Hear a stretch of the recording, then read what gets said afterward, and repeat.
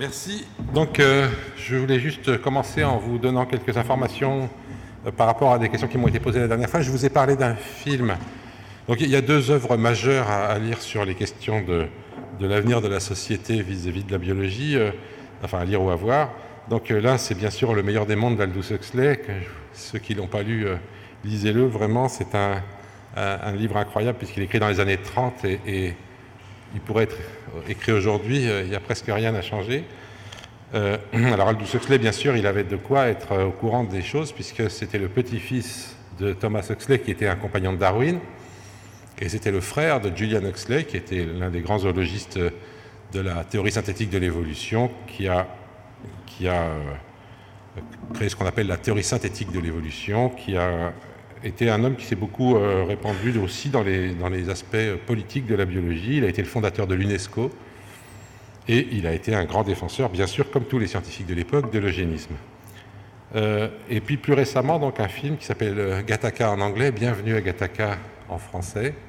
Gattaca, G-A-T-T-A-C-A, c'est une séquence d'ADN. Alors il y a beaucoup de symboles dans ce film. Donc je vous en livre quelques-unes. Quand vous verrez le générique,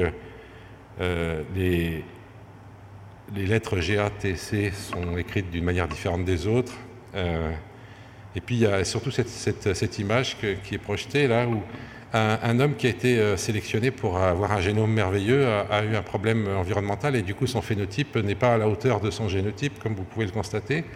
Et donc à un moment du film, il devrait gravir cet escalier et il le contemple avec désespoir, puisqu'il va absolument falloir qu'il le gravisse et il n'a pas du tout la forme physique qu'il faut pour le faire.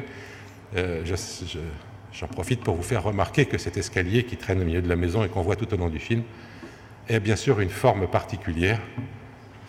C'est une double hélice qui ressemble à la molécule d'ADN. Voilà, donc bienvenue à Gattaca, que vous trouverez chez tous les loueurs de DVD ou dans tous les magasins de DVD. Voilà, alors donc on va reprendre où on était la dernière fois, l'idée que les gènes sont sélectionnés pour fabriquer des organismes qui maximisent leur reproduction, avec un certain nombre de conséquences en termes de comportement, en termes de forme, de morphologie des organismes. La forme, aussi bien que le comportement des organismes, peut être comprise en prenant compte du fait que la sélection a constamment aboutit plus exactement à la maximisation de la reproduction de l'information génétique et que seules les informations génétiques qui se reproduisaient plus que les autres ont perduré jusqu'à nous. Alors cette vision-là, bien sûr, peut amener à s'imaginer que, tout compte fait, la sélection naturelle est un espèce de deus ex machina qui fabrique des organismes parfaitement optimisés et que la forme est le résultat d'une optimisation. Et bien sûr, il y a de ça. La forme d'un poisson est particulièrement bien adaptée au fait de se balader dans l'eau. Ceci dit, il y a eu des critiques par rapport à cette vision-là. Elles ont été nombreuses et puis, en fait, tout n'est pas aussi optimisé qu'on pourrait en rêver. Donc, c'est de ça que je voudrais vous parler aujourd'hui.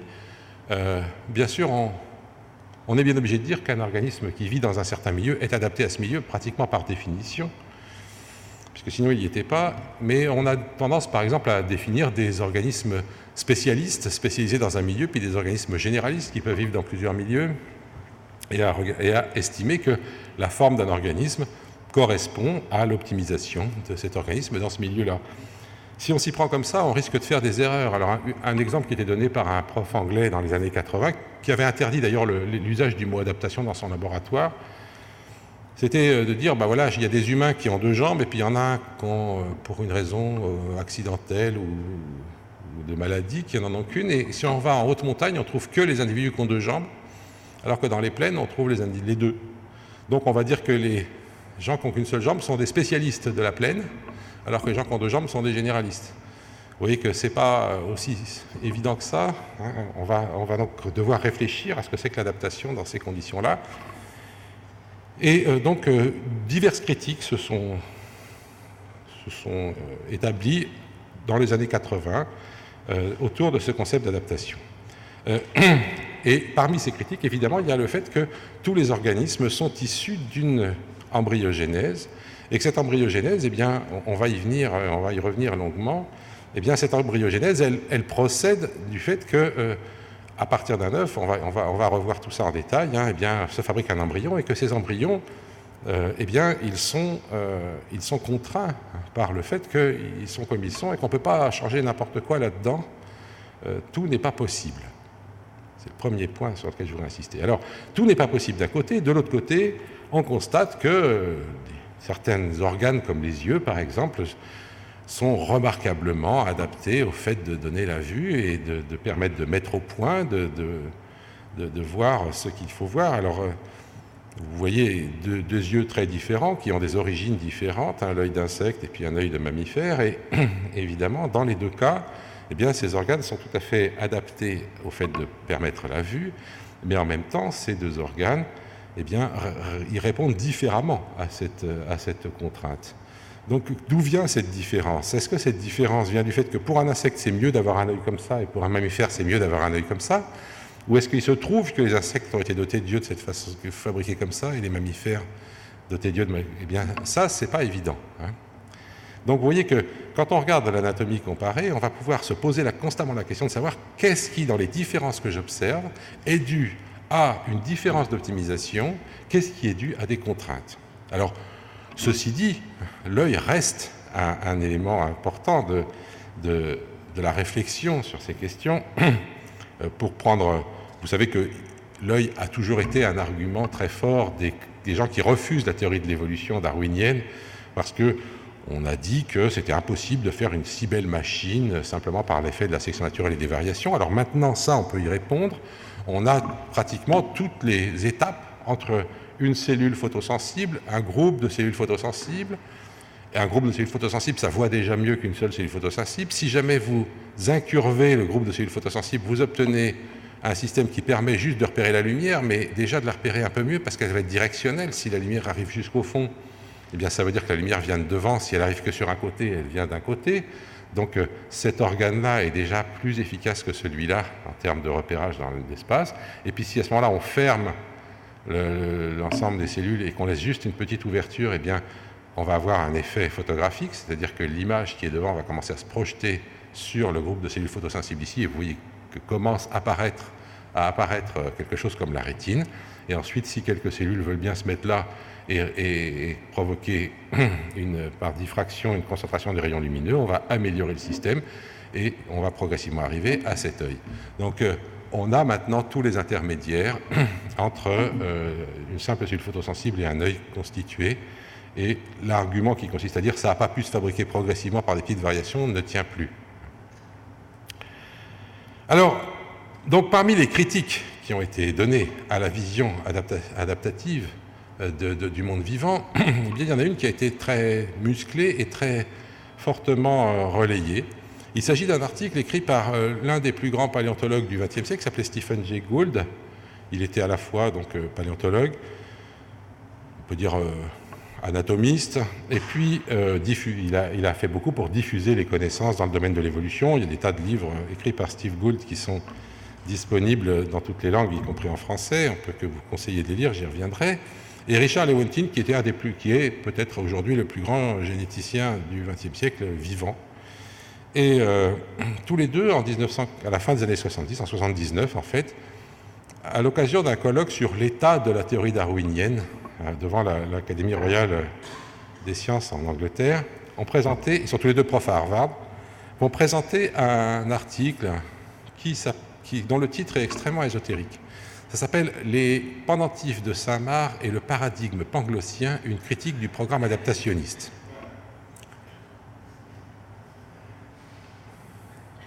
Alors, qu'est-ce que c'est que les pendentifs? Eh bien, les pendentifs, c'est des éléments d'architecture. Saint-Marc, il s'agit de la basilique Saint-Marc à Venise. Et les pendentifs sont des éléments architecturaux qui relient, vous voyez, qui se trouvent en haut des piliers, et qui sont donc des structures sphériques, enfin des sections triangulaires de sphères. Et il y a plusieurs nefs dans la basilique Saint-Marc, et la nef centrale possède ces pendentifs-là qui sont assez remarquables, qui étaient en photo dans l'article de Gould et Lewontin. et qui contiennent, donc il y a des superbes mosaïques dans ces pendentifs, représentant, puisqu'il y a 4 pendentifs, il y a 4 piliers, hein, donc il y a 4 pendentifs en haut, et à chaque fois il y a un évangéliste et surplombant un des fleuves bibliques qui coule, représenté par une personne qui fait couler de l'eau. Et donc l'effet est extraordinaire. Quand vous êtes au milieu de la nef, vous avez la parole des 4 évangélistes qui coulent sur l'assemblée des fidèles. Et Gould, qui présentait le papier au colloque, a longuement détaillé ces pendentifs et s'est extasié devant l'intelligence de l'architecte qui a eu l'idée extraordinaire de mettre des pendentifs à cet endroit-là, de manière à permettre cet effet. L'architecte, donc, disait Gould, a été génial d'avoir l'idée de mettre ces pendentifs à cet endroit-là. Et au bout d'un moment, donc, les auditeurs commençaient à se lasser de ce cours d'architecture impromptu, et Gould a fini par leur dire que s'il racontait tout ça, c'était pour leur montrer que ce qu'il disait était idiot. Alors pourquoi c'est idiot, d'après Gould? Eh bien parce que la basilique Saint-Marc est un chef-d'œuvre de l'architecture byzantine. L'architecture byzantine est fondée sur l'idée de mettre des piliers en carré et de poser un dôme rond dessus. Entre les piliers, il y a des arches, comme vous pouvez le voir. Et évidemment, si vous mettez 4 piliers avec des arches qui les relient et un dôme rond au-dessus, eh bien, inévitablement, une structure triangulaire va apparaître à cet endroit-là, que vous le vouliez ou non, dit Gould. Donc, en fait, il n'y a pas à s'extasier devant l'intelligence de l'architecte, il ne pouvait pas faire autrement. Dit Gould. Alors, je vous signale tout de suite que les architectes se sont plaints de ça, parce que ce n'est pas tout à fait vrai. En fait, c'est un vieux problème d'architecture. Vous avez un carré avec vos 4 piliers, vous avez un cercle avec le dôme. Il faut transformer un carré en cercle. Ça ressemble à un problème mathématique bien connu, qui est le problème de la quadrature du cercle. Et les architectes ont longuement discuté de comment il fallait faire. Et il y a d'autres méthodes que le fait de mettre des pendentifs. On peut transformer le carré en octogone et recouper les coins à chaque fois jusqu'à ce qu'on arrive à un cercle. Donc il y a d'autres solutions que celle-là, en fait. Je vous préviens. Mais enfin, l'idée de Gould était de dire qu'on perd beaucoup de temps en biologie évolutive à essayer systématiquement de trouver une nécessité, une fonction à des structures qui ne sont dues qu'à des contraintes architecturales. Parce que même si jamais il y a d'autres solutions que les pendentifs, de toute façon, il faudra bien mettre quelque chose à cet endroit-là. Donc la question qui se pose quand j'observe une structure, et on retourne au vieux débat qu'on a vu la première fois entre Geoffroy, Saint-Hilaire et Cuvier, est-ce qu'il faut systématiquement s'attacher à la fonction d'un organe tout de suite, ou est-ce qu'il faut commencer par se demander comment cette structure s'est produite et voir éventuellement si elle a une fonction? Voilà toute la difficulté qui s'est posée à la fin du XXe siècle, donc, dans l'interprétation des structures. Alors, pendant que j'y suis, je voudrais quand même continuer à vous expliquer un peu le titre. Donc, Gould et Lewontin critiquent le programme adaptationniste, c'est-à-dire le programme, ce qu'ils appellent comme ça, c'est le programme de recherche qui consiste systématiquement, devant une structure, à chercher à quoi elle sert, à chercher sa fonction pour l'expliquer. Et eux, ils disent, eh ben non, si on veut comprendre une structure, il faut quand même se demander d'abord comment elle s'est produite. Et ils attribuent ça à un paradigme panglossien. Alors, je ne suis pas sûr que vous compreniez tous de quoi il s'agit. Pangloss, vous vous souvenez, on l'a déjà vu, c'est ce philosophe inventé par Voltaire pour se moquer de Leibniz, qui est le précepteur de Candide et qui enseigne la métaphysico-théologo-cosmolonigologie et qui conclut, qui a comme remarque bien que les nez ont été faits pour porter des lunettes aussi, avons-nous des lunettes. Vous voyez, une recherche ridiculisée d'une fonction. Mais là, évidemment, il s'est trompé de fonction. Bon. Alors, un paradigme, le mot est devenu relativement courant. En science, il a un sens assez précis. Il vient d'un philosophe des sciences qui s'appelle Kuhn et qui a décrit le fonctionnement de la science sous la forme de paradigmes se remplaçant les uns les autres à la suite de révolutions scientifiques. Le livre de Kuhn s'appelle « La structure des révolutions scientifiques ». Et dans ce livre, Kuhn montre qu'à chaque instant, les scientifiques sont d'accord globalement, la communauté scientifique est d'accord sur un ensemble de faits considérés comme avérés. Donc, par exemple, en biologie, on est d'accord sur le fait que les espèces se sont transformées au cours du temps, sur des explications la sélection naturelle dans le paradigme darwinien, et sur des questions qui se posent. Par exemple, quel est le poids relatif des contraintes architecturales et de la nécessité de la sélection dans l'émergence d'un organe. Eh bien, Gould et Lewontin donc vont insister sur le fait que ce paradigme-là a été un peu perverti par le fait que seule l'idée de la fonction compte. Et donc, pour se moquer de leurs collègues, eh bien, ils vont dire qu'ils adhèrent à un paradigme panglossien, c'est-à-dire ce paradigme qui consiste à imaginer que tout est bien et que dès que je trouve quelque chose, eh bien, c'est bien que ça soit là. Donc, vous savez, je suis sûr que vous avez déjà eu des remarques comme ça. Il y a l'appendice, on se dit « oh, ça ne sert pas à grand-chose », même ça, mais sûrement ça doit servir à quelque chose quelque part, sinon ça ne serait pas là. L'idée que quelque chose ne sert à rien et n'est que néfaste est très très difficile à admettre pour tout le monde, en biologie, y compris pour les biologies. Donc c'est ça que Gould va critiquer. On va revenir un petit peu sur cette critique. Et donc à la suite de ça, eh bien, il y a eu toute une série de recherches et de discussions sur ces questions. Oui, bon, je passe là-dessus. C'était juste pour que vous voyiez bien comment les 4 pendentifs sont organisés dans la nef centrale de Samar. Alors, premièrement, Darwin lui-même avait noté le problème. Il avait noté que chez un mammifère, par exemple chez l'homme, eh bien, le fait que les sutures du crâne ne soient pas fermées peut apparaître à la naissance. Vous savez qu'à la naissance, l'enfant a les os du crâne qui ne sont pas très soudés, il reste encore même une petite cavité au-dessus, là, la fontanelle. Eh bien, ça, c'est une remarquable adaptation à la parturition, à la naissance des mammifères, parce que au moment du passage de l'enfant, eh bien, le crâne doit pouvoir se déformer, sinon il ne passerait pas et la mère ou l'enfant ou les deux risqueraient d'y passer. Donc, Darwin, dans l'origine des espèces, se pose la question, est-ce que c'est une adaptation? Et pour le savoir, eh bien, Darwin va regarder ce qui se passe chez les oiseaux ou chez les reptiles. Et il constate qu'au moment où l'oiseau sort de l'œuf, eh bien, les os du crâne ne sont pas soudés non plus. Donc, Darwin en conclut qu'il ne s'agit pas d'une adaptation, que la nature a profité du fait que ces os n'étaient pas soudés, mais que ces os ne sont pas soudés pour d'autres raisons, pour des raisons de timing, de développement, et que, en fait, eh bien, si les os ne sont pas soudés, tant mieux, ça a permis de faire la parturition telle qu'elle fonctionne chez les mammifères, mais ce n'est pas parce que la parturition existait que les os du crâne ont évité de se souder. Gould, avec une collègue sud-américaine au nom imprononçable, puisqu'elle s'appelle Vrba, donc VRBA, a proposé d'ailleurs pour ce genre de situation le mot d'exaptation, au lieu d'une adaptation, c'est-à-dire que l'œil, on peut dire que c'est une adaptation à la vue, c'est-à-dire qu'il s'est fabriqué progressivement sous l'action de la sélection pour une vision maximale. Eh bien, les sutures du crâne non soudées chez les mammifères, on peut dire que c'est une exaptation, c'est-à-dire qu'ils étaient comme ça déjà dès le départ, et ça a rendu les mammifères aptes à naître de la façon dont ils naissent.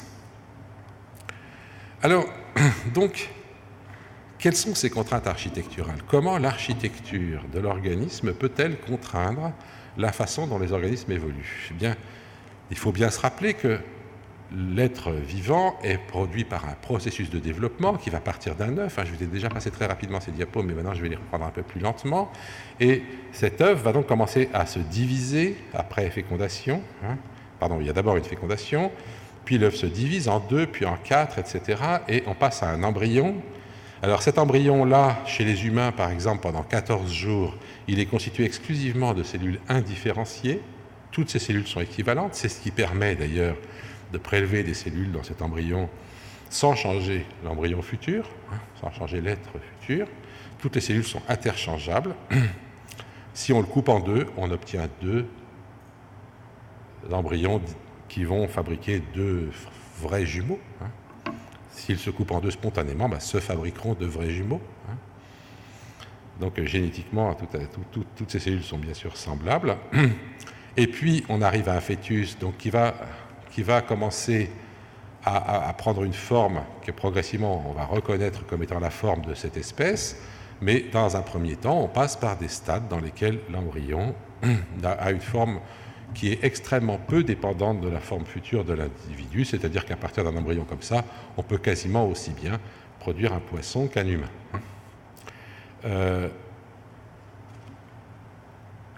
Évidemment, dans tout ce processus, si, je vous l'ai dit, il y a des mutations qui peuvent changer la forme de l'embryon et donc changer la forme de l'individu futur.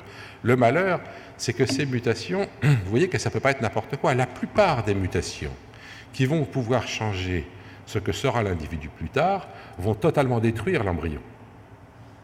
Pour pouvoir fabriquer un être nouveau, il faut avoir la chance d'avoir une mutation génétique qui modifie un petit peu le développement de l'embryon de façon à fabriquer un être un petit peu différent, mais pas trop pour que ça ne soit pas un monstre. Et surtout, dans un système comme celui-là, eh bien, on voit bien que la nature ne peut pas procéder comme un ingénieur qui fabrique un organisme en fonction de ce qu'il doit être. La nature ne peut que bricoler sur de l'existant.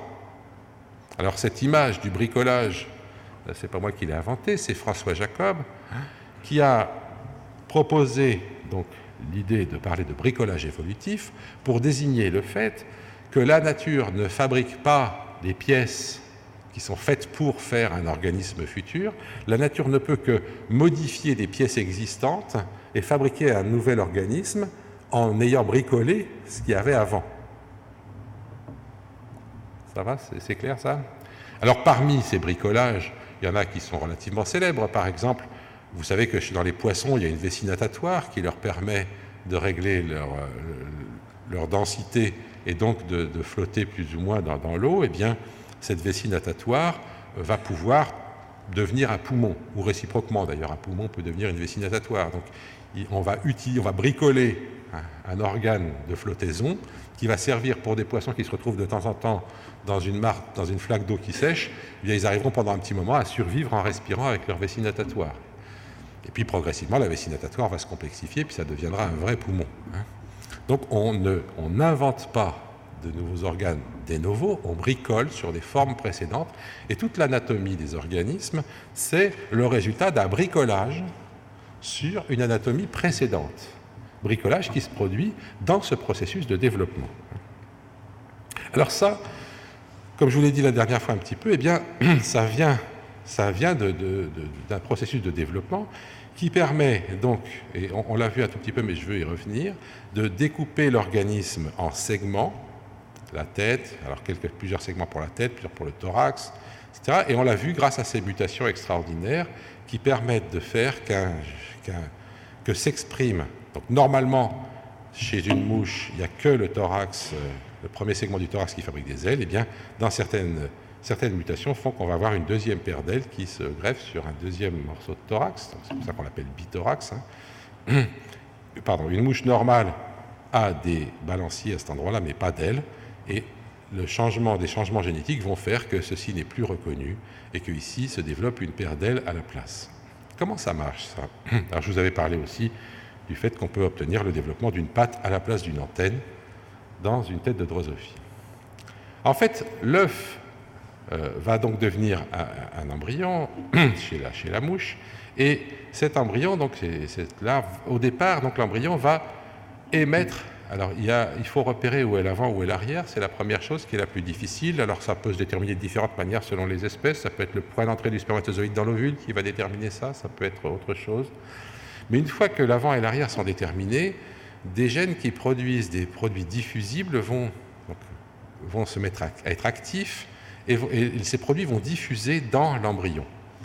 Et ces produits diffusent à des vitesses différentes, ce qui fait que à un point donné, le dosage des différents produits ne va pas être le même. Si je suis ici, je sais que je suis très près de la tête. C'est-à-dire que s'il y a beaucoup du produit rose et pas beaucoup du produit jaune, je suis au niveau de la tête. Si jamais il y a beaucoup de produits jaunes et pratiquement pas de produits roses, eh bien je sais que je suis à l'arrière.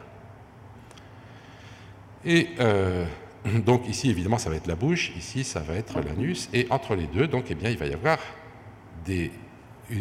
quelque chose qui va permettre de repérer où on est, c'est la diffusion de ces deux produits. Et une fois que ceci est mis en place, eh bien, ce qui va se passer, c'est que des gènes spécifiques vont repérer des variations de densité, et vont à ce moment-là découper mon embryon en tranches, qui sont des segments. C'est comme ça que se fabriquent les segments de la drosophile, c'est comme ça que se fabriquent nos vertèbres. Et ce découpage va amener à produire, donc, alors on sait repérer maintenant ces gènes, on sait colorer leurs produits, et on voit qu'ils s'expriment effectivement de cette façon-là, c'est ce que vous voyez là à l'écran.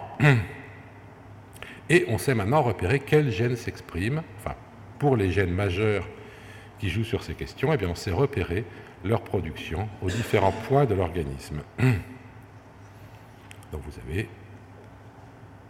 la tête, le thorax, l'abdomen, et donc des gènes spécifiques de la tête, du thorax et de l'abdomen. Donc vous voyez que c'est important, ce qu'on voit là, c'est on voit comment, alors que toutes les cellules de cet embryon ont les mêmes gènes, elles vont faire des choses différentes.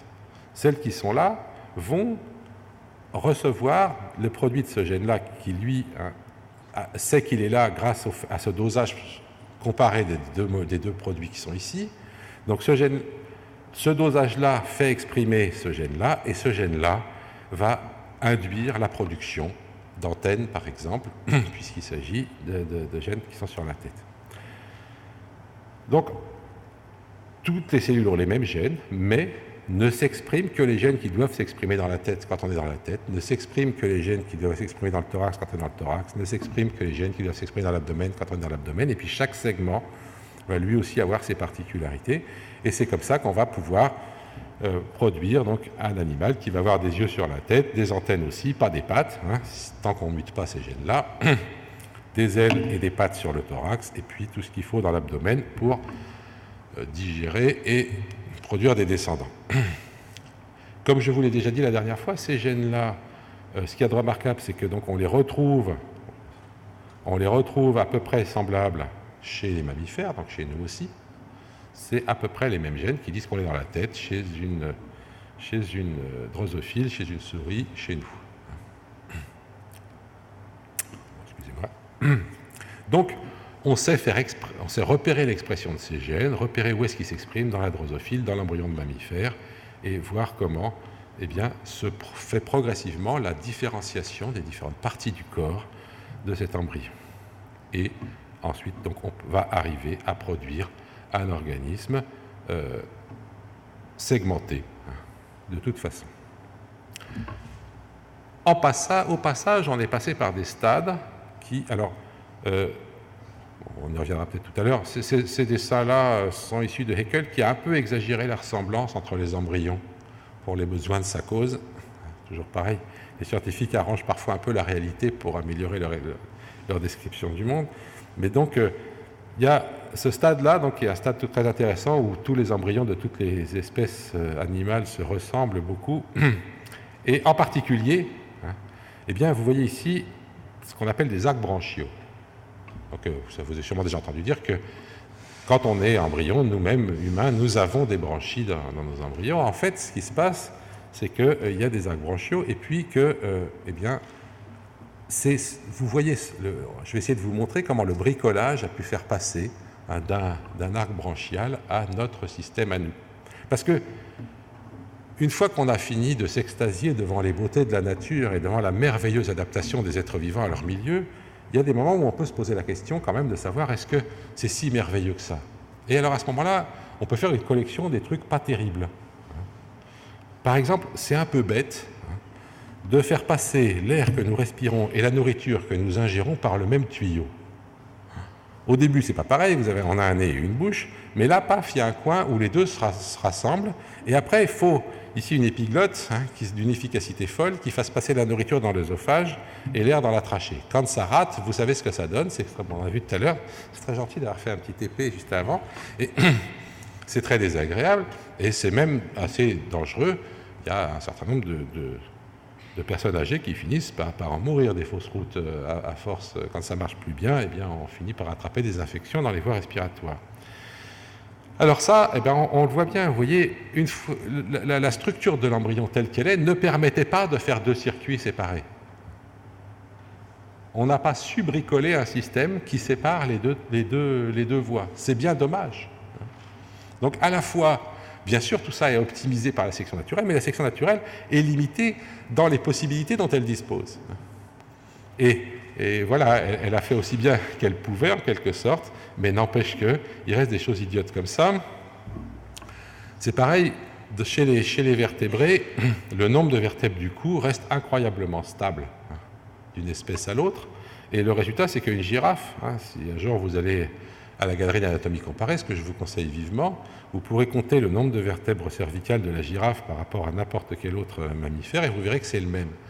C'est pas très bien pour la souplesse du cou de la girafe. Ça aurait été mieux si elle avait pu avoir plus de vertèbres, mais ça a l'air d'être assez contraint dans le développement embryonnaire. Et donc les girafes n'ont pas plus de vertèbres que les autres, elles ont seulement des vertèbres monstrueusement grandes. Ce qui n'est pas souple du tout. De la même façon, c'est sûr que les mammifères se développent avec une température qui est comprise entre 31 et 42 degrés. Il est probable que ça serait optimal de faire que ça ne soit pas la même température pour un dromadaire et pour un phoque. Mais c'est contraint. Donc vous voyez qu'on s'aperçoit qu'il y a des contraintes qui empêchent que les choses se passent bien. Et un exemple que j'aime bien, c'est celui de la crosse aortique, de l'arc aortique. Vous voyez, un cœur de mammifère, ça marche avec du sang, donc deux moitiés, le sang oxygéné qui vient des poumons, donc qui revient de la veine pulmonaire, qui va rentrer dans le ventricule, et là, le cœur, en se contractant, va envoyer le sang en direction de l'aorte. Et là, catastrophe, l'aorte, c'est une énorme artère qui a la mauvaise idée de repartir immédiatement vers le bas. C'est vraiment idiot. Aucun hydraulicien ne ferait jamais une chose pareille. La pompe envoie un choc et le sang part et paf, il y a un retour. Évidemment, le cœur, à chaque fois, prend un choc en retour. Alors, il y a des valves qui se ferment. Mais enfin, n'empêche que les valves, à force, elles finissent par fatiguer. Et vous savez qu'il faut finir un jour ou l'autre par les remplacer si jamais on vit assez longtemps pour ça. Alors bon, on fait quand même repartir un petit peu le sang vers les carotides. Ça, c'est les artères sous-clavières, donc ils vont partir vers les bras et vers le... voilà, elles sont là. Qui vont partir vers les bras et vers le cerveau. Mais globalement, l'aorte, elle fait cette crosse. Pourquoi faire une chose pareille? Eh bien, tout simplement parce que cette crosse aortique, cet arc aortique, eh bien, c'est le reste d'un arc branchial. Chez les poissons, tout marche très bien. Vous avez le cœur qui pompe, ça part dans les arcs branchiaux et ça repart. Et c'est normal de faire un arc, parce qu'il faut passer dans les branchies et revenir. Mais le fait qu'on ait gardé ça chez nous, c'est complètement idiot, bien sûr, sauf que manifestement, le système du bricolage de l'évolution n'a pas su faire autrement. Voilà donc nos arcs branchiaux, quand on est un embryon, eh bien de ça restera notre crosse aortique, qui est pas optimale, mais ça marche quand même, et puis on n'a jamais trouvé mieux. Vous voyez, dans un système de poisson, vous avez le cœur qui pompe le sang, qui passe dans les branchies et qui redescend par l'aorte dans les capillaires. Après, ça se complexifie de deux manières, chez les amphibiens comme ça, et chez les oiseaux et les mammifères comme ça. Et là, bien, on a ce système de crosse aortique qui est sous-optimal, mais qui est le résultat du bricolage d'un arc branchial. Donc vous voyez que l'anatomie, quand on la regarde bien, l'anatomie comparée va nous permettre de comprendre non seulement comment certaines choses se sont optimisées, mais aussi comment l'optimisation n'est que relative à un jeu des possibles limité. Alors il y a d'autres cas encore plus rigolos. Mais j'espère que je ne vais pas vous choquer en vous racontant ça. Chez les mammifères, il est arrivé à un moment, à l'origine, les testicules, chez les mâles, donc, se trouvaient à côté des reins. Mais pour des raisons d'augmentation d'efficacité, pour optimiser leur fonctionnement, il a été nécessaire, au fur et à mesure que les mammifères avaient un sang chaud, les testicules, quand ils étaient soumis à un environnement chaud, marchent mal. Les spermatozoïdes, en fait, sortent, s'agitent tout de suite, et puis donc ils perdent tout leur pouvoir, et une fois qu'ils sortent de là, ils ne sont plus bons à rien. Donc la sélection a favorisé le fait que les testicules ne restent pas dans le corps, mais sortent du corps de manière à être moins chauds que le reste du corps. Et ces testicules sont descendus, donc progressivement, mais malheureusement, l'un des deux est passé du mauvais côté de l'urètre. Et le résultat, c'est que l'un des testicules a une position normale, si vous voulez, et il est relié par le canal de l'épididyme directement à la sortie, mais l'autre, eh bien, il a fallu allonger incroyablement le canal de l'épididyme, parce que comme il passait au-dessus de l'urètre, eh bien, on a été obligé de faire ce canal extrêmement long. Tout ça parce qu'il était descendu du mauvais côté. S'il était descendu de l'autre côté, il serait comme celui-là. Pas de chance. Vous voyez que c'est vraiment du bricolage, et même du bricolage assez nul. Hein. Donc, alors, il y a pire. Là, c'est bête, j'ai pas de photo, mais chez les hyènes, alors chez les hyènes tachetées, il se passe quelque chose d'absolument terrifiant. Les hyènes tachetées, c'est une société matriarcale, c'est les femelles qui ont le pouvoir. Mais ces femelles, pour avoir le pouvoir, elles se battent entre elles, etc. Et en fait, elles ont des signaux pour montrer si elles sont les plus fortes. Et pour montrer qu'on est la plus forte, quand on est une hyène, eh bien, il faut avoir un pénis. Donc les hyènes, chez les hyènes, les femelles ont un clitoris transformé en pénis, tout à fait de la taille d'un pénis de mâle. Et plus le pénis est grand, plus la hyène a d'autorité dans son groupe. Elle montre son pénis aux autres femelles et les femelles se soumettent. Le malheur, c'est que ce pénis, donc ces hyènes produisent beaucoup de testostérone, etc. Et le malheur, c'est que ce pénis s'est développé en englobant toute la sortie du système sexuel, ce qui fait que les hyènes en question accouchent par le pénis. C'est long, difficile, douloureux, et même carrément dangereux parce que le pénis est parfois tellement long que le petit donc, a son cordon ombilical qui est souvent plus court que la longueur du pénis. Ce qui fait que le petit se retrouve dans une position d'étouffement pendant une partie de l'accouchement et que 30% des bébés hyènes meurent à la naissance. Vous voyez là encore un bricolage absolument infâme. Hein. Évidemment, tout ça est dû à la sélection. Je sélectionne des femelles dominantes. Les femelles qui ne sont pas dominantes, elles n'y arriveront pas. Elles n'auront pas de descendants du tout. Donc évidemment, il vaut mieux avoir 30% de descendants qui meurent que 0 sur le plan de la sélection. Et la sélection a donc favorisé la production massive de testostérone chez ces femelles, mais avec un résultat qui est loin d'être optimal. Gould a repris d'ailleurs ces questions dans toute une série d'articles. C'est un de ses thèmes favoris. Hein. Et l'un des articles en question traite de la question qui apparemment a agité beaucoup de gens dans l'histoire de la biologie, la question de savoir pourquoi les hommes ont des tétons. Il y a le nombril d'Adam. Hein. Adam avait-il un nombril? Ça, on ne sait pas. Mais les hommes ont des tétons et des glandes mammaires, et la question de savoir pourquoi est une question qui a fait couler pas mal d'encre. Alors Gould fait remarquer que dans l'histoire des sciences, on trouve chez le grand-père de Darwin, d'ailleurs Erasmus Darwin, l'idée que les hommes ont des tétons parce que avant, on est issu d'une espèce hermaphrodite. Il s'agirait d'organes relictuels. Erasmus Darwin était une sorte de poète lamarckien. Alors ça ne tient pas. On sait très bien que les ancêtres des mammifères n'étaient pas hermaphrodites. Ça faisait belle lurette que les sexes étaient séparés dans cette lignée-là, bien avant que les mammifères n'apparaissent. Je vous ferai remarquer que la présence de tétons chez les mâles n'est pas réservée aux hommes. Bien sûr, ça se trouve chez tous les mâles de mammifères. Alors donc, c'est pas ça, c'est pas un ancêtre hermaphrodite. Deuxième explication qui a été produite dans la littérature et qui a d'ailleurs été proposée à Gould par un médecin, c'est l'idée que chez les hommes préhistoriques, il y a longtemps, eh bien, quand les femmes n'avaient plus assez de lait, les hommes pouvaient, grâce à leurs glandes mammaires, suppléer. Alors ça aussi, on a du mal à y croire parce qu'on n'a jamais vu la moindre espèce où les mâles allaitent les petits, chez les mammifères. Donc ça paraîtrait extraordinaire. Alors pourquoi les hommes ont-ils des tétons? La réponse est simple, il s'agit d'une contrainte architecturale. Lorsque se fabrique un embryon humain, un embryon de mammifère, les glandes mammaires sont mises en place assez tôt dans le développement, avant que l'embryon ne se sépare en mâle ou femelle. Donc ces masses cellulaires qui sont destinées à devenir des glandes mammaires sont là. Et si l'embryon devient une fille, eh bien cette fille va voir ses glandes mammaires se développer et puis progressivement elles deviendront fonctionnelles. S'il s'agit d'un mâle, eh bien ces glandes mammaires ne se développeront pas, elles resteront là, elles ne servent à rien, mais au fond elles ne font pas de mal. Et voilà pourquoi les hommes ont des tétons, c'est simplement parce que la mécanique du développement embryonnaire amène à la présence de ces organes non développés chez les mâles. Et ça ne sert à rien, mais ça ne coûte pas cher, alors voilà, ça reste comme ça. Peut-être pourrait-on imaginer, si ces organes étaient vraiment délétère que la sélection progressivement arrive à éliminer la production de ces organes plus tôt chez l'embryon, mais ce n'est pas évident que ça soit possible. Mais tout le problème, c'est qu'est-ce qui est possible dans cette affaire-là? L'évolution est contrainte par le jeu des possibles, comme disait François Jacob.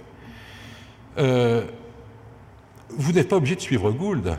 Gould dit ça, mais j'ai une collègue à Montpellier qui m'a dit qu'elle ne croyait pas du tout à cette histoire, qu'elle trouverait qu'un homme sans téton serait tout à fait repoussant, et que donc il y a eu une sélection, au moins par les femmes, pour que les hommes aient des tétons. C'est tout à fait possible aussi. La difficulté dans ces discussions-là, vous voyez, c'est que ce n'est pas facile d'avoir des preuves de ce qu'on avance. C'est-à-dire que quand est-ce que les choses sont comme ça parce que c'est bien que ça soit comme ça? Quand est-ce que c'est comme ça parce que la mécanique du système a amené à ce que ça soit comme ça? Eh bien, on tombe constamment dans ce problème. Alors, je vous signale que Gould, dans le même article, traite de l'orgasme clitoridien. Et ce qu'il y a d'intéressant avec son exemple, cet exemple-là, c'est que ça a donné lieu à une vraie histoire. À la question de savoir pourquoi il y a un orgasme clitoridien a été discutée par de nombreux auteurs, et en particulier par Freud, qui a dit que l'orgasme clitoridien était un orgasme juvénile et qu'il devait être transféré à la suite d'un transfert vers un orgasme vaginal, l'orgasme adulte, l'orgasme épanoui de la femme. À la suite de quoi il a reçu des milliers de lettres de femmes désespérées parce qu'elles n'arrivaient pas à opérer ce transfert. Alors, les sexologues du XXe siècle, Masters et Johnson, etc., ont montré que ce transfert n'existait pas. Et que donc Freud avait inutilement désespéré toutes ces femmes. Et Gould conclut, bien sûr, que la recherche absolue d'une fonction à cet orgasme a amené Freud à dire des âneries. Alors qu'en fait, puisque le clitoris est l'homologue du pénis, eh bien, il y a un orgasme du pénis qui a une fonction, et celui du clitoris n'en a pas, mais il n'en a pas besoin d'en avoir une pour exister, exactement comme les tétons des hommes. Vous voyez donc que la question de savoir si un organe ou un fonctionnement d'un organe correspond à une fonction ou seulement à une contrainte architecturale peut avoir des conséquences sociales. Voilà, donc c'est le premier point le plus important que je voulais développer ce soir, c'est le fait que quand je regarde le fonctionnement d'un organisme, quand je regarde sa forme, quand je regarde son anatomie, eh bien je ne dois jamais oublier qu'il est le produit d'un bricolage sous l'action de la sélection naturelle et que bien sûr il y a une optimisation locale, c'est-à-dire que parmi les formes possibles, la sélection va choisir celle qui fonctionne le mieux, mais que, en revanche, l'ensemble des formes possibles ne contient pas nécessairement celle dont on pourrait rêver dans l'abstrait si on voulait réaliser la fonction telle qu'elle est réalisée. Il y a d'autres aspects de la biologie qui empêchent l'optimisation ou qui font que l'optimisation n'a pas nécessairement cette perfection que certains ont voulu attribuer aux êtres vivants. L'une d'entre elles, c'est le fait que les espèces ne peuvent pas atteindre un niveau d'adaptation complet pour une raison très simple, c'est que chaque espèce est constamment en interaction avec toutes les autres. Et parmi les interactions qu'ont les êtres vivants avec d'autres, eh bien, il y en a qui sont négatives, disons. Ceci est exprimé par les biologistes en utilisant une image fournie par Lewis Carroll, l'image de la Reine Rouge. La Reine Rouge, c'est un personnage de l'autre côté du miroir. C'est la suite de Alice au Pays des Merveilles. Alice saute dans un miroir, elle se retrouve de l'autre côté, dans un monde évidemment tout à fait spécial. En fait, c'est un échiquier. Alice est un pion blanc, elle doit devenir une reine en arrivant à l'autre bout de l'échiquier, et elle va rencontrer les pièces adverses qui, chez les Anglais, sont rouges. Donc, quand Alice rencontre la reine, eh bien, tout d'un coup, il se passe quelque chose. Je vais vous en lire un bon passage. En y réfléchissant plus tard, Alice ne put comprendre comment ça s'était fait. Tout ce qu'elle se rappelle, c'est qu'elles étaient en train de courir, la main dans la main, et que la reine courait si vite que la fillette avait beaucoup de mal à se maintenir à sa hauteur. La reine n'arrêtait pas de crier plus vite, et Alice sentait bien qu'il lui était absolument impossible d'aller plus vite, quoiqu'elle n'eût pas assez de souffle pour le dire. Ce qui avait de plus curieux, c'est que les arbres et tous les objets qui les entouraient ne changeaient jamais de place. Elles avaient beau aller vite, jamais elles ne passaient devant rien. Je me demande si les choses se déplacent en même temps que nous, pensait la pauvre Alice, tout intriguée. Et la reine semblant deviner ses pensées, car elle disait plus vite, ne parle pas. Alice ne changeait pas à parler, de toute façon. Bon, et la reine donc continue à dire plus vite, en la tirant de toutes ses forces. Elle continue à courir en silence, le vent siffle si fort aux oreilles d'Alice qu'elle a l'impression qu'elle va l'arracher les cheveux. « Allons, allons !» criait la reine, « plus vite, plus vite !» Elles allaient si vite qu'à la fin, on aurait pu croire qu'elles glissaient dans l'air et en effleurant à peine le sol de leurs pieds. Puis brusquement, au moment où Alice se sentait complètement épuisée, elles s'arrêtèrent et la fillette se retrouva assise sur le sol, hors d'haleine et tout étourdie.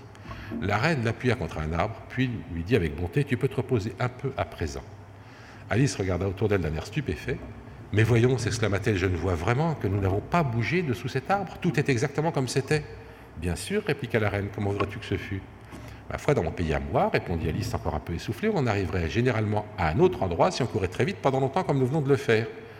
On va bien lentement dans ton pays.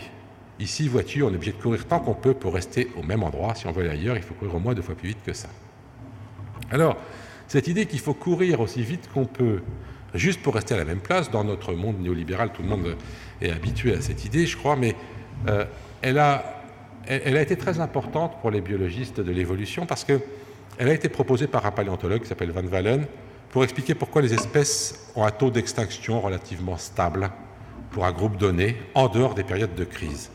L'idée qu'a développée Van Walen, c'est que toutes les espèces, derrière l'apparente stabilité de la nature, toutes les espèces sont constamment en train d'évoluer de toute la vitesse possible. La stabilité de l'ensemble n'est maintenue que par l'égalité des vitesses. Et évidemment, si jamais un pathogène découvre un nouveau gène qui va lui permettre d'infecter plus efficacement ses hôtes, eh bien ce gène est favorisé, le pathogène devient plus efficace, mais les hôtes, eux, vont être sélectionnés pour résister à ce pathogène avec ce nouveau gène. Et l'équilibre entre les maladies et les espèces qu'elles infectent, eh bien cet équilibre n'est maintenu que par une évolution constante des deux côtés, à la même vitesse. Si une espèce n'arrive plus à courir à la même vitesse que les autres, elle s'éteint. Alors vous voyez que dans un cadre comme celui-là, on n'est jamais adapté à l'environnement dans lequel on se trouve.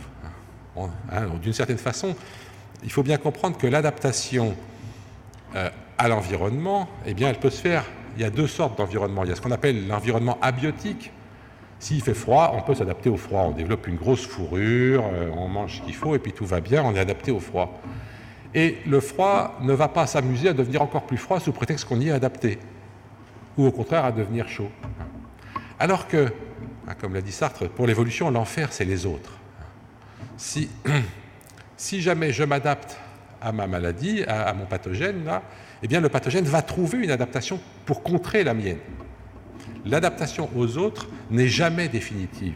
Les autres trouveront toujours un truc. Et nous aussi, évidemment.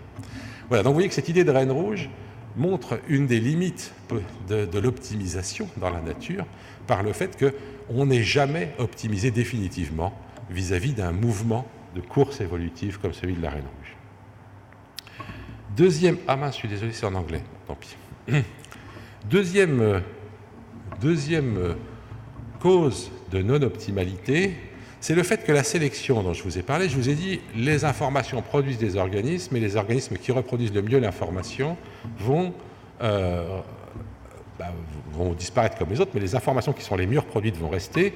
Et donc ce qui évolue constamment, c'est l'information génétique en fonction des entités matérielles qui les portent et qui les reproduisent, que donc j'ai appelé les avatars de cette information.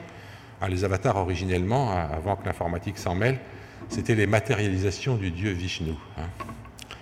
Et effectivement, vous avez des informations sous forme de séquences d'ADN, sous forme de gènes, sous forme de génome entier, sous forme de poules géniques dans une espèce, l'ensemble des gènes d'une espèce.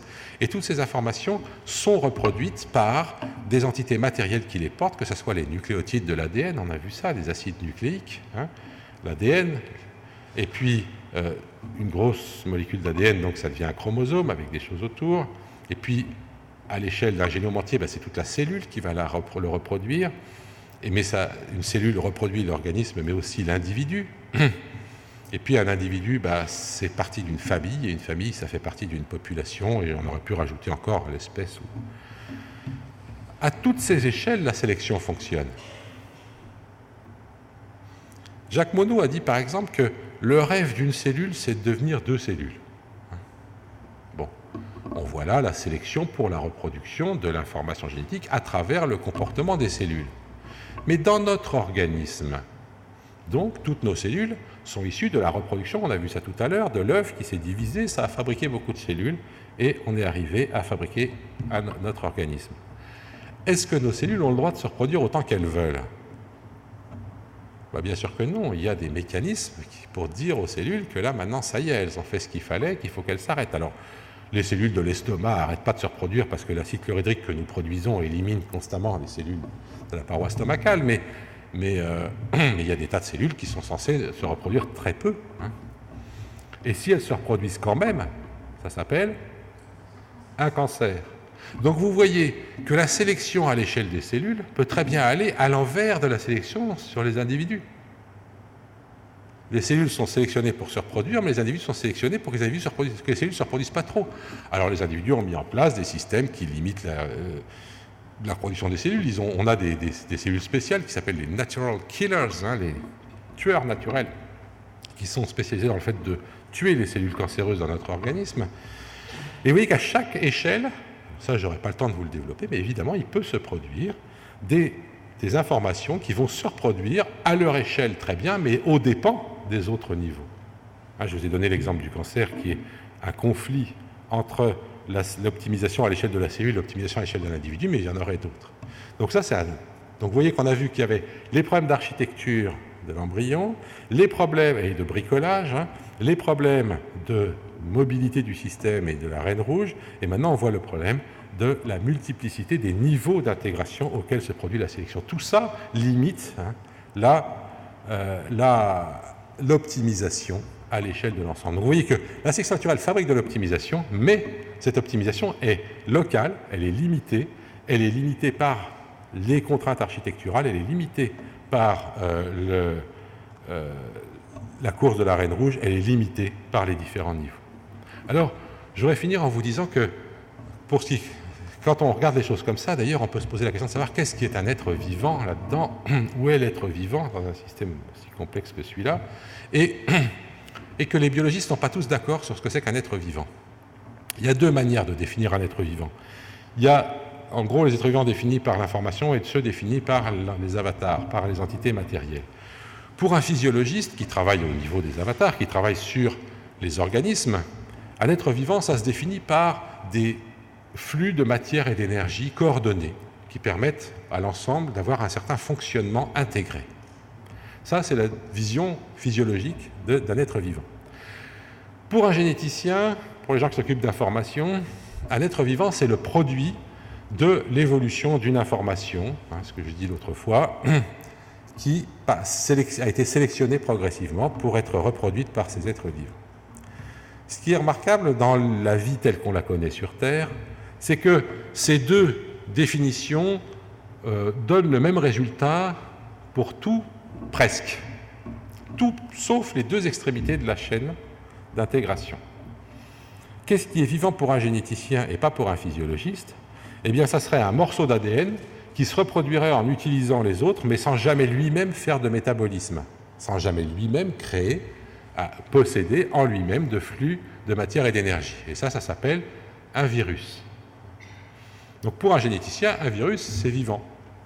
Ça contient une information qui se reproduit en utilisant un certain nombre de choses.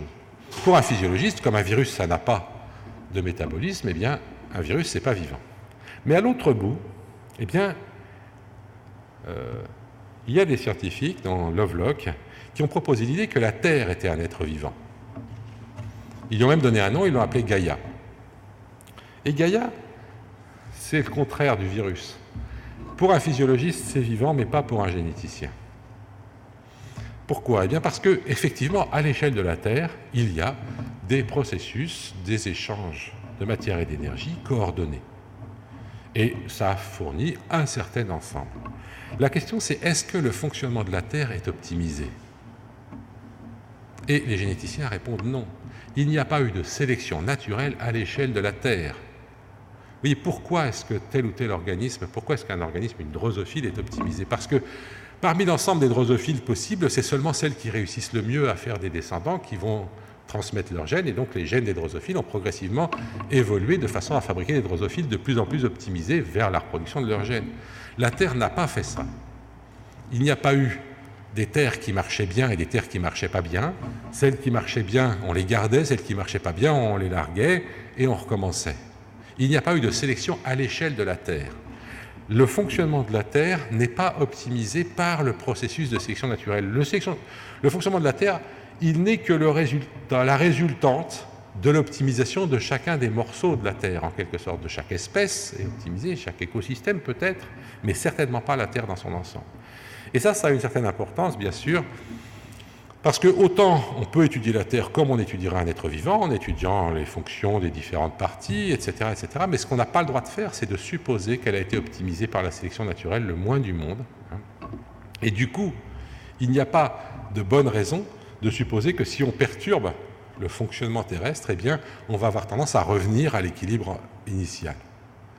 Il n'y a aucune raison de penser ça. On sait bien qu'un être vivant, si on perturbe son fonctionnement, il va avoir tendance à absorber les perturbations de façon à rester en vie.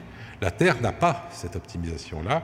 La Terre n'est que le produit de l'interaction entre ces différentes parties. Donc vous voyez qu'en termes d'optimisation, eh bien, il y a plein de choses qui sont optimisées dans la vie, que cette optimisation a des limites, et qu'elle a des limites pour les raisons que je vous ai données tout au long de cette heure de cours, mais aussi qu'il y a une limite aussi spatiale en quelque sorte. L'optimisation, ça peut aller jusqu'au niveau des espèces, jusqu'au niveau des écosystèmes, parce qu'il y a de la sélection à cette échelle-là. Ça ne peut pas aller jusqu'à l'échelle de la Terre. Voilà, je crois que je vais m'arrêter là et on va pouvoir discuter.